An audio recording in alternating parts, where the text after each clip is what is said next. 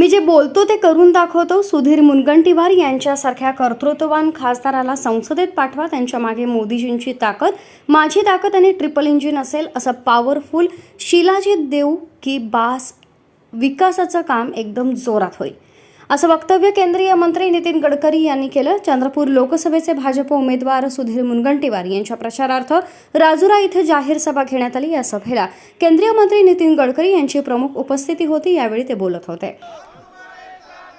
तुम्हाला एकदम विश्वास बसणार नाही, पण मी फोकनाड मारणारा लीडर नाही आहे. हे कोणी पत्रकार मला प्रश्न विचारू शकत नाही. मैं जो बोलता हूं वही करता हूं और जो करता हूं वही बोलता हूं. हे होईल फक्त सुधीर भाऊ सारख्या एक कर्तृत्ववान खासदाराला पाठवा. त्याच्या मागे मोदीजीची ताकद, माझी ताकद, ट्रिपल इंजिन असं लावू, असं शिलाजीत पॉवरफुल देऊ का बस एकदम जोरात काम होईल. विकासाचं काम, बरं विकासाचं काम होईल.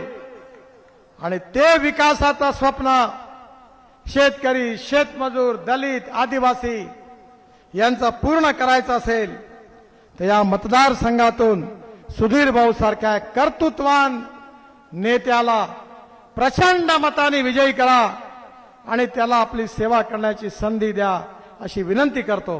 केंद्रीय मंत्री भाषणादरम्यान म्हणाले, जर मूळ समस्या कोणती असेल तर गरिबीची, भूक मारीची आहे, रोजगाराची आहे, तरुणांच्या हाताला काम द्यायचं असेल, शेतकरी शेतमजुरांचं भलं करायचं असेल तर ही सुवर्ण संधी आहे. सुधीर मुनगंटीवारांसारख्या व्यक्ती जो तुमचं आयुष्य बदलू शकतो, त्यांना प्रचंड मतानं निवडून लोकसभेचा खासदार बनवा.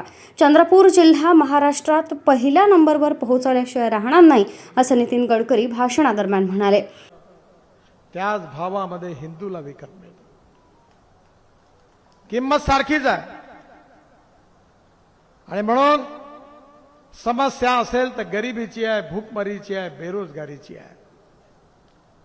आणि या भागामधली गरिबी, भूकमरी, बेरोजगारी दूर करायची असेल, या भागामधल्या तरुण मुलाच्या हाताला काम द्यायचं असेल, या भागातल्या शेतकरी शेतमजुराचं कल्याण करायचं असेल, तर मी तुम्हाला सांगतो की तुमच्या आयुष्यात तुम्हाला मिळालेली सुवर्ण संधी आहे. सुधीर भाऊ सारख्या कर्तृत्ववान व्यक्तीला जो तुमचं भविष्य बदलवू शकतो, त्याला प्रचंड मताने निवडून लोकसभेचा खासदार बनवा.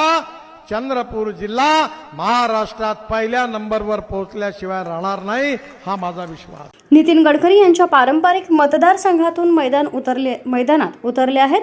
भारतीय जनता पक्षानं नितीन गडकरींना नागपूरमधून उमेदवारी दिली आहे, तर काँग्रेस पक्षाचे नितीन गडकरी यांच्या विरोधात विकास ठाकरे यांना मैदानात उतरवलं आहे.